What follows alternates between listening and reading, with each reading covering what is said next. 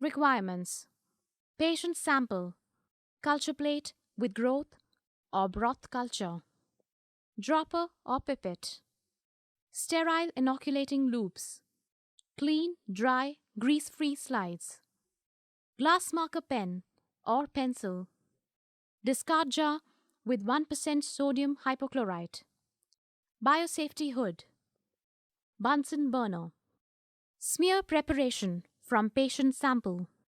Smears can be prepared directly from the patient's sample, culture plate with growth, or from broth culture.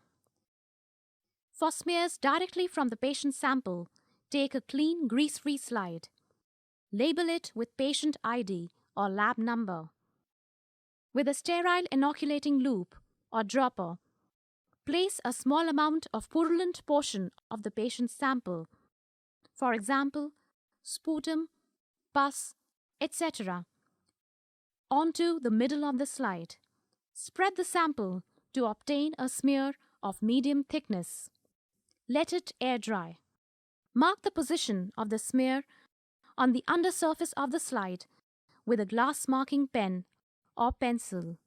Heat fix the smear by passing over a flame for 2 to 3 seconds, taking care not to burn it. Smear preparation from broth culture. Take a tube of broth culture and remove its cotton plug. Flame the mouth of the tube and pick a loopful of broth culture with a sterile inoculating loop. Replace the cotton plug and put the tube aside. Spread the loopful of the culture onto the middle of a labeled slide and let it air dry. Sterilize the inoculating loop. Smear preparation from solid culture media. Take a loopful of normal saline and smear it onto the middle of a glass slide. With a sterile inoculating loop, pick a colony from the culture plate and emulsify into the saline while spreading the smear. Let the smear air dry. Gram stain.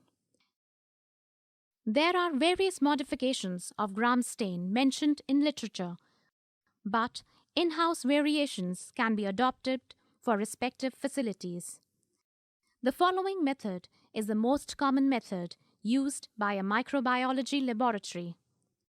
Requirements: the 4 primary reagents required for performing gram staining are crystal violet, which acts as the primary stain, Gram's iodine, which acts as the mordant, 95% ethyl alcohol or acetone, which acts as a decolorizer, and safranin, which is the secondary stain or the counterstain.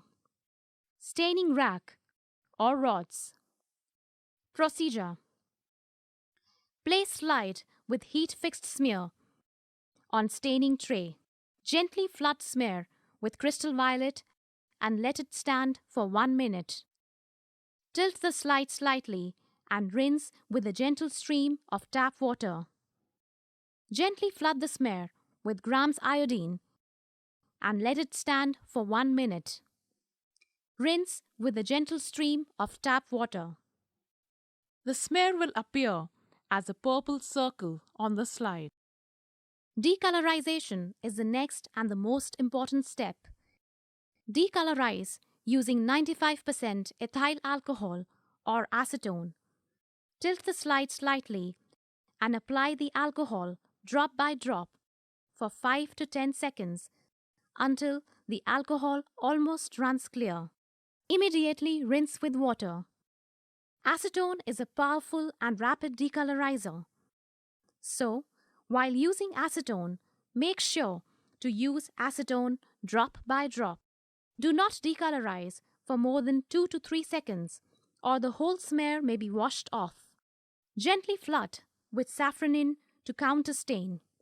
Cover the smear and let it stand for 30 seconds. Wash with a gentle stream of tap water.